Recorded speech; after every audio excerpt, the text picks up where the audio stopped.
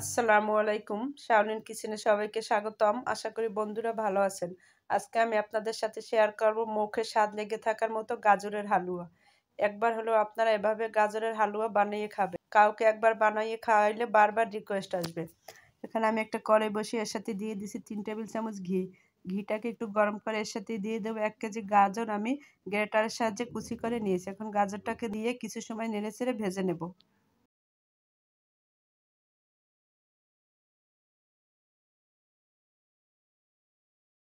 কিছু সময় ভাজার পরে এর সাথে দিয়ে দেবো ১ চা চামচ এলাচ দানার গুঁড়ো।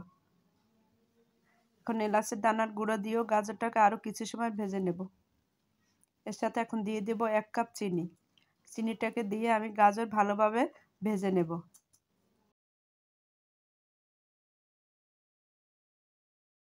এর সাথে এখন দিয়ে দেবো ১ কাপ দুধ। দুধ জাল করে আমি ঘন করে নিয়ে নিছি। এখন দুধ দিয়ে হাই হিটে কিছু সময় রান্না করে নেব।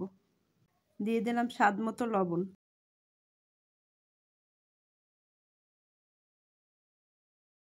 এভাবে রান্না করার পর যখন এটা শুকনো হয়ে আসবে তখন এর সাথে দিয়ে দেবো ১ বাটি গুঁড়া দুধ।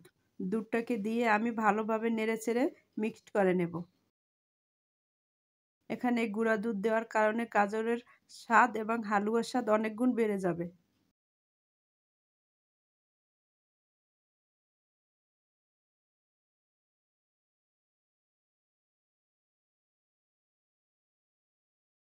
এভাবে আরও নেড়েচেড়ে কিছু সময় ভাজার পর এর সাথে দিয়ে দেব ১ কাপ কাঠবাদাম কুচি।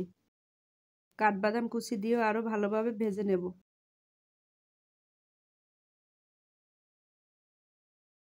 কিছু সময় ভাজার পর এর সাথে দিয়ে দেব ২ চা চামচ ঘি। এই ২ চা চামচ ঘি দিয়ে আরও কিছু সময় ভাজবো।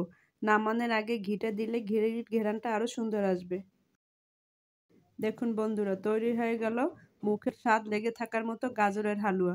এখন আমি চুলাটা বন্ধ করে দেবো এবং সার্ভিং বলে বেড়ে পরিবেশন করে আপনাদেরকে দেখাই দেব। গাজরের হালুয়া আমি একটা বাটিতে বেড়ে এখন সামান্য পেস্তা বাদাম দিয়ে ডেকোরেশন করে নিয়ে নিচ্ছি। আপনাদের যদি আমার এই গাজরের হালুয়ার রেসিপিটি ভালো লেগে থাকে আমার ফেসবুক পেজকে ফলো করবেন, ফ্রেন্ডস এবং ফ্যামিলিকে শেয়ার করবেন এবং আমার ইউটিউব চ্যানেলকে সাবস্ক্রাইব করে বেল আইকনটি বাজিয়ে রাখবেন যাতে নতুন ভিডিও পেতে পারেন। সবাই ভালো থাকবেন, সুস্থ থাকবেন। আল্লাহ হাফেজ।